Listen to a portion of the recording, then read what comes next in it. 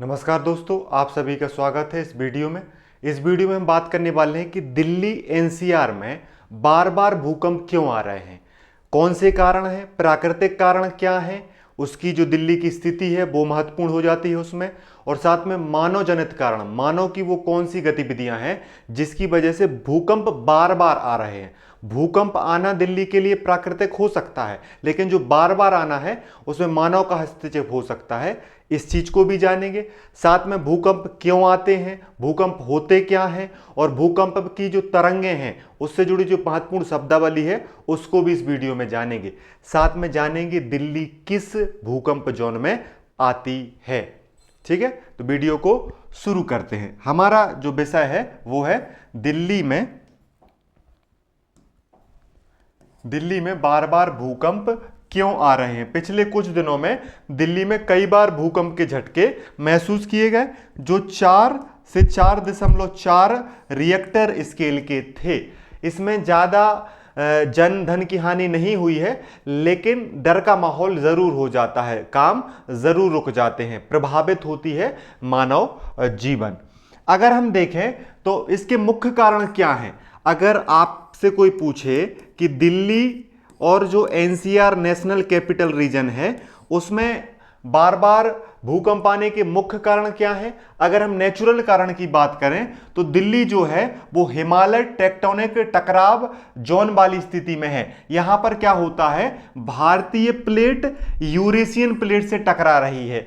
ये वो स्थिति है जिसकी वजह से हिमालय का निर्माण हुआ है। तो भारतीय प्लेट है और यूरेशियन प्लेट है, वो आपस में क्या करती हैं, टकराती हैं। उसकी वजह से कंपन होता है और कंपन होने की वजह से भूकंप आता है। और यह टकराव जो है लाखों वर्ष से चल रहा है और इसी की वजह से जो क्या है, हिमालय का निर्माण हुआ है।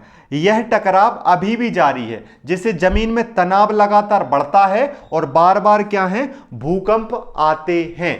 मतलब कि प्राकृतिक कारण यह है, जो टेक्टोनिक प्लेट थ्योरी है उसके अनुसार भारतीय प्लेट और यूरेशियन प्लेट आपस में टकराती है, जिससे तनाव बढ़ता है और दिल्ली वाले रीजन में भूकंप आता है। और साथ ही साथ अगर हम बात करें कि यहां पर दिल्ली में कुछ सक्रिय फॉल्ट लाइंस हैं। क्या है, सक्रिय फॉल्ट लाइन है, जिनकी वजह से एक दिल्ली मोरन फॉल्ट लाइन है, सोहाना फॉल्ट है, महेंद्रगढ़ देहरादून फॉल्ट है, अरावली फॉल्ट सिस्टम है। ये भूगोल की भाषा में ये शब्दावली लिखी गई है। मतलब कि यहां पे कुछ ऐसे रीजन्स पाए जाते हैं जो छोटे छोटे स्तर पे जो है वहां पर तनाव क्रिएट करते हैं इस भूमि के आसपास वाले क्षेत्र में। तो यहां पर कौन कौन से हैं, दिल्ली मोरन फॉल्ट है, सोहाना फॉल्ट है, और ये महत्वपूर्ण है, इसकी वजह से ज्यादा भूकंप आते हैं, है ना। महेंद्रगढ़ देहरादून फॉल्ट जो है ये महत्वपूर्ण कारण माना जाता है दिल्ली में भूकंप आने का। साथ में अरावली फॉल्ट सिस्टम भी जो है वो भूकंप का कारण है दिल्ली में।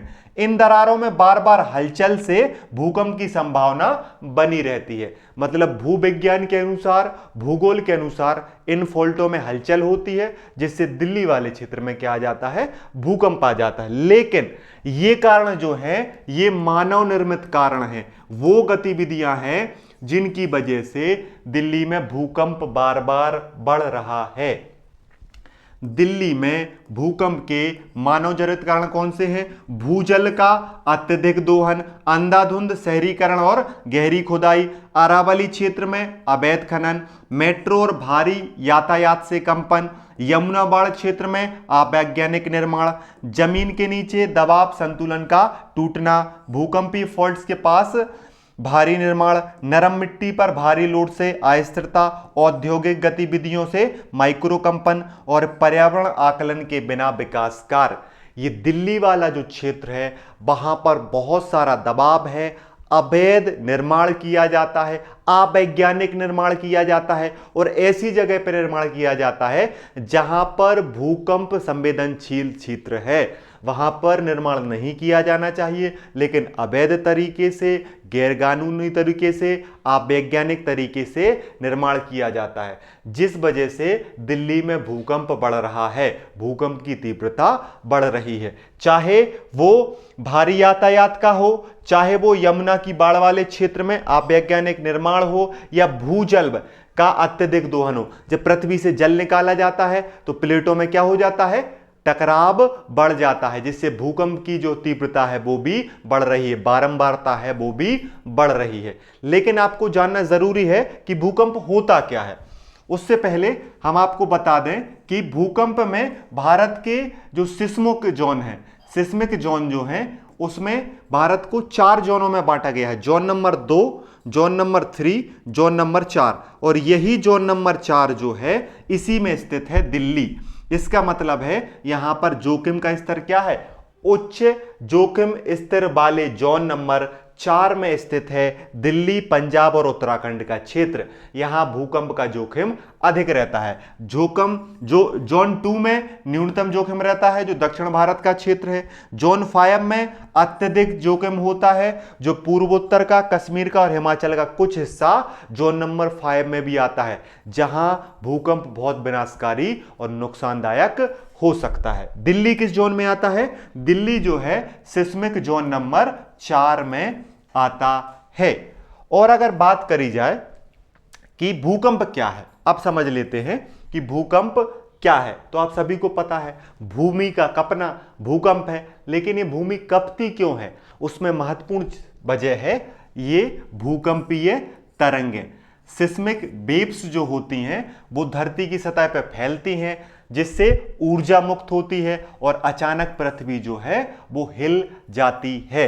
मतलब कि पृथ्वी के अंदर ऊर्जा का संचार होता है और ये तरंगे जो हैं ये सतह पर फैल जाती हैं, जिससे धरती हिल जाती है, और इसे ही कहा जाता है अर्थक्वेक, इसे ही कहा जाता है भूकंप।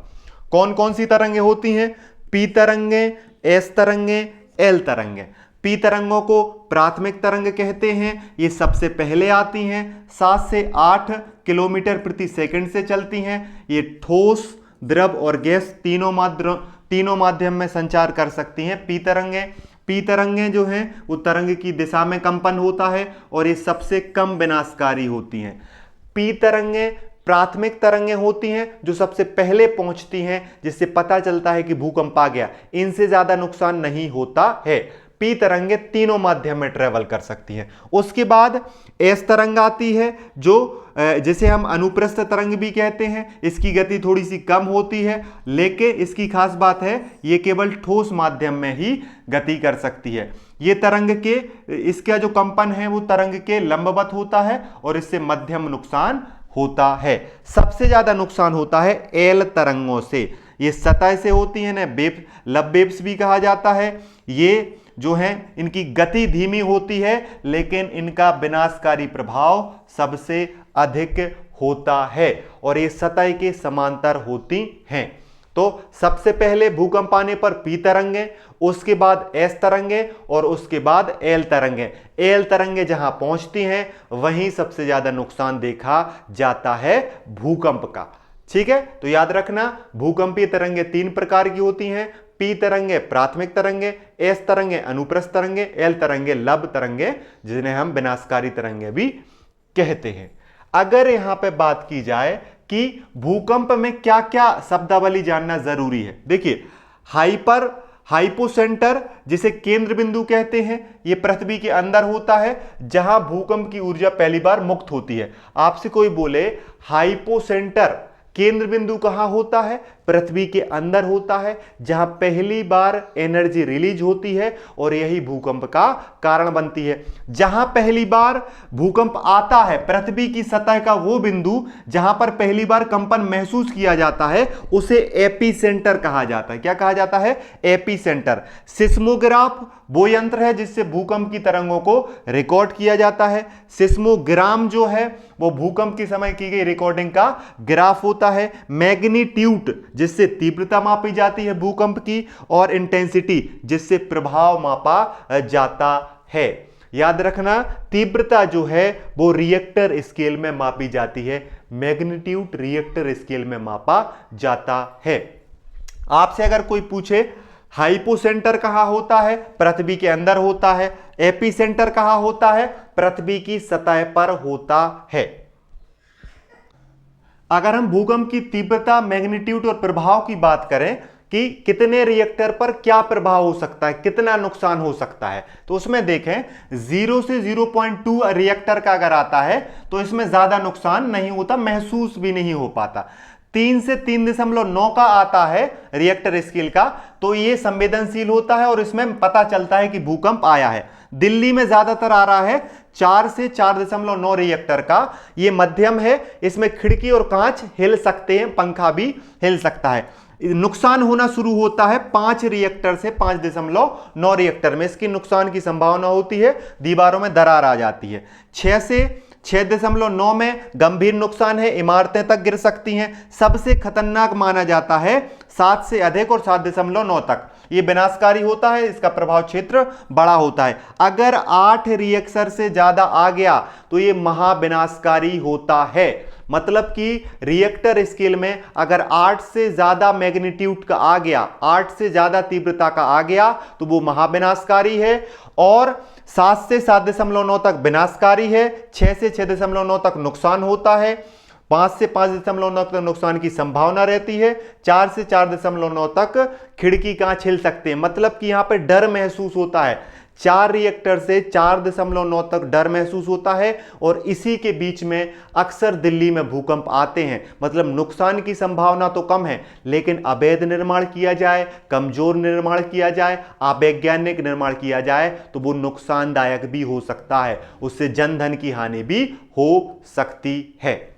अगर हम यहां पर एक चीज की और बात करें, वो ये है कि क्लास जो है यहां पर जो मैंने आपको बताया उसको एक बार रिवाइज कर देता हूं कि अगर जहां देखिए ये मान लो पृथ्वी है, ये क्या है, पृथ्वी की सतह है, तो यहां पे होता है हाइपोसेंटर, यहां पे क्या होता है, हाइपोसेंटर। यहां से ऐसी ऐसी क्या होती हैं, तरंगें निकलती हैं। तो जो सबसे पहले पहुंचती है उसे P, जो बाद में पहुंचती है वो S, जो सबसे बाद में पहुंचती है उसे L तरंग कहते हैं। और यहां पे जहां पे पहली बार भूकंप को महसूस किया गया है इसे एपी सेंटर कहा जाता है। क्या कहा जाता है, एपी सेंटर कहा जाता है। तो इस वीडियो में इतना ही। पढ़ते रहिए, मुस्कुराते रहिए और अपना ध्यान रखिए। जय हिंद, जय भारत।